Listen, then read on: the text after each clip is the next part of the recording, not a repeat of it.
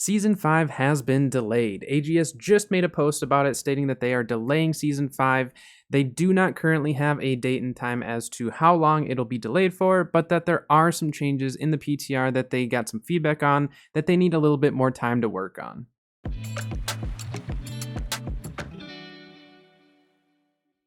All right, so Season 5 is delayed, and unfortunately, we don't know the release date quite yet, but I do believe AGS is probably just going to kind of stay on the down low as far as that exact date, so they don't overpromise, it to come sooner, and then have to delay it further. So I think that's fine, kind of leave it open-ended for us. I know it's going to be very frustrating for a lot of players. They're going to see this very negatively, but honestly, I'd rather them delay it than try to push it out and have further issues and make the start of the season just awful. So hopefully they can get some of these issues figured out. But what they say is to better address your feedback on the upgraded combat and animation system, as well as issues identified through the PTR and internal tests, Season 5 will be delayed. So there's definitely some back-end stuff that they need to work on that they're not very happy with or haven't gotten it, ironed out, or maybe they came across some other issues. But definitely some issues that have come up that obviously they felt were going to hinder the start of Season 5. And honestly, I would much rather them delay it than to try to rush out an update just to get the content out there and then have people be upset because that content's broken. I always say I would rather them just be upfront with us. Just if they need to delay it.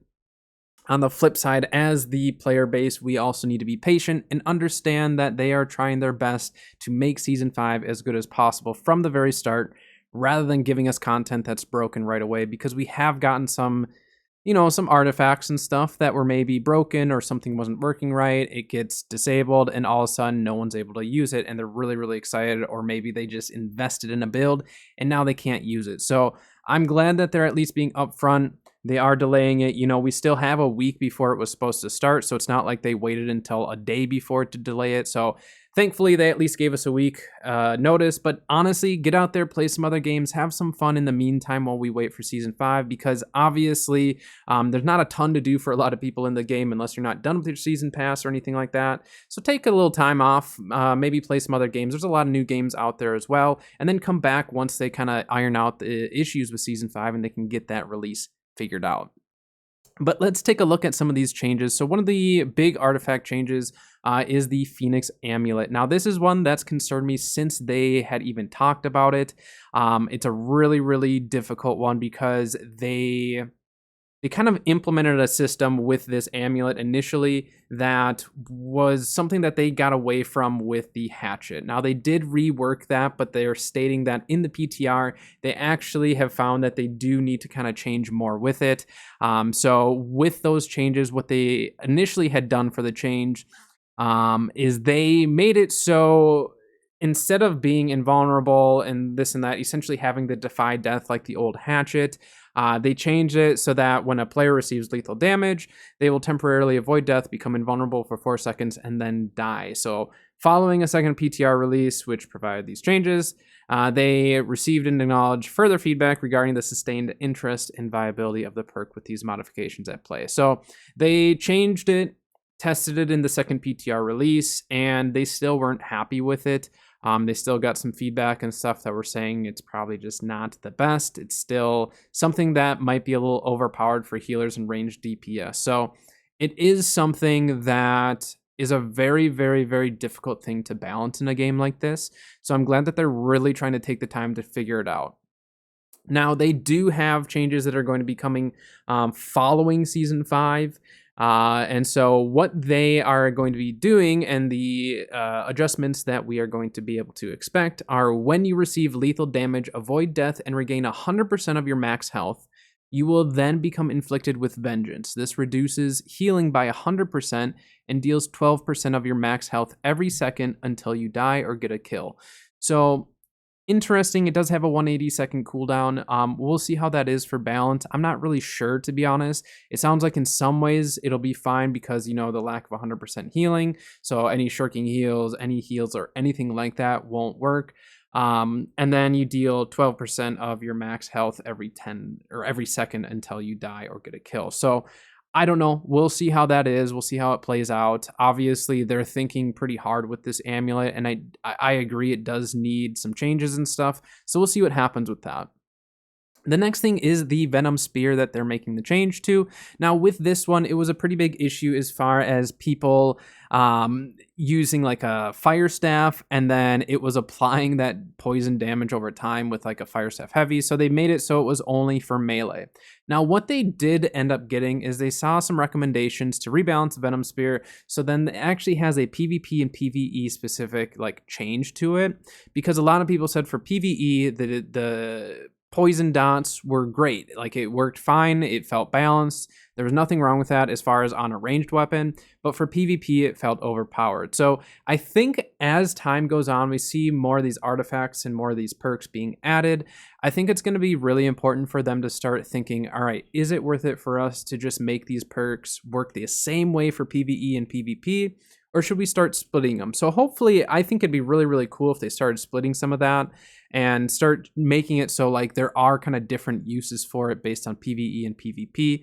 I think it could get overcomplicated for some stuff, but honestly, for this initial like push of some of these perks that are kind of overpowered on one side but balanced on the other, maybe start looking at some of those and really start splitting the PvP and PvE, because we do have PvP specific perks that work great for PvP. They don't work at all for PvE. So I wonder if they'll start doing more of that, because I think that would be a really good option to go. It would allow the PvE players to still get some like really nice kind of overpowered feeling weapons or perks without it really affecting the gameplay over too much. So we'll see. But I think some thoughts definitely going into the Venom Spear. I'm really excited for it either way. I'm excited to make a lot of builds with it and figure out different combinations that I enjoy. So we'll see what happens with that. As far as the Nature's Wrath chest wear, it's a split player opinion, apparently, from what they say. It removes empowered status effects in exchange for an always active base damage increase, which I think is kind of incredible. It's kind of crazy. This can be a trade-off for completely beneficial depending on the prevalence of empowers. For example, the spear has several empowers, which is combined equal 50% empower. However, to achieve that 50% empower, you'll have to either use 2 specific abilities or dodge frequently. It can be perceived as a net loss if you look at max empower uptime. With the artifact, you can swap your abilities and passives to obtain the additional damage without utilizing those empowers. You can even maximize the bonus damage 100% of the time, unlike with base empowers, where it is only possible as long as you use those abilities, though there are cooldowns to consider. So for now, they don't see it. They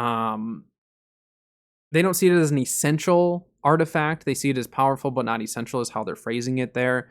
But honestly, I think it's going to be one that, like, if you're a musket or a bowman or something like that, it's going to be pretty important to be running it, because it's just constant damage upgrades. It's always active, so even with like a musket, like usually the musket, that first shot is your empowerment. So now we're going to be able to kind of do a 1-2, shot with maybe like a powder burn, apply the debuffs, apply empowerments, dodge, reload into a power shot. And those power shots may be significantly stronger. So we'll see. They do say there that they're going to monitor its usage and make revisions in the future if necessary. So they are paying attention to that one to see if it's going to be overpowered or not. I'm extremely excited to use it. I do think that there's a chance that they are going to nerf it in some way. So it is something to kind of keep in mind with some of these artifacts that they're keeping an eye on. We do need to make sure that like we don't get too set on like the way it is right now or when it goes live, because it does sound like they're willing to make changes if need be. So when you're testing out these artifacts, definitely give AGS your feedback so they know what to go off of. Obviously, they can go off of analytics, how people are using it, stuff like that, but also some feedback. If they are, obviously they're listening to feedback, they're paying attention to a lot of it. They might not always agree with your specific feedback based on what the masses want or what they think the future of the game needs, but it's definitely something that you want to be telling them so they are aware of what the player base wants, what they like, and what direction they want to go in.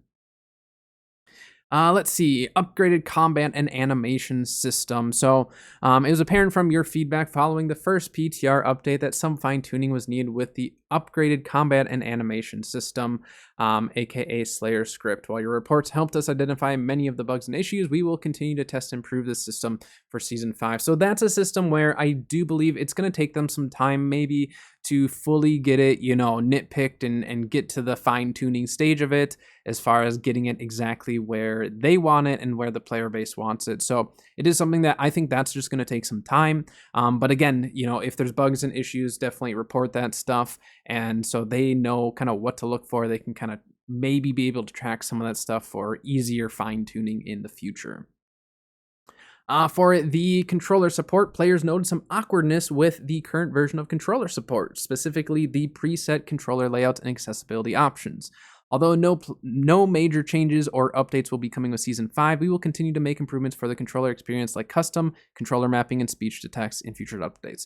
So this is something that I've been saying since the controller support has been announced. A lot of people have been saying, with Steam Deck or with their current controller setups, they were able to map it, in a specific way.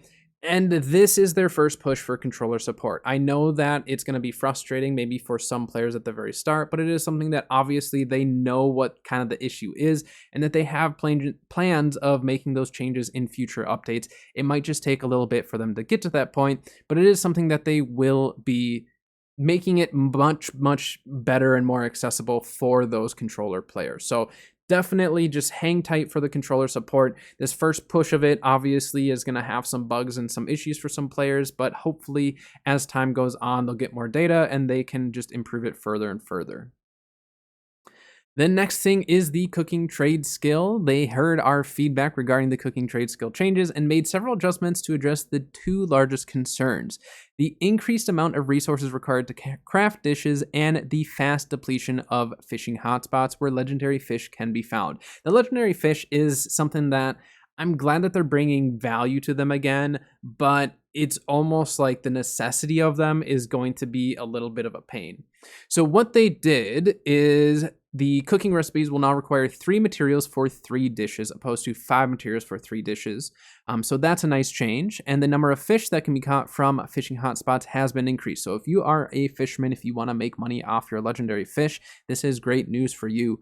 As a bonus, they've also decreased the respawn time for fishing hotspots. So if you love fishing in New World, get your rods ready, get your fishing gear all on, because you are going to start making some pretty decent gold next season, I believe.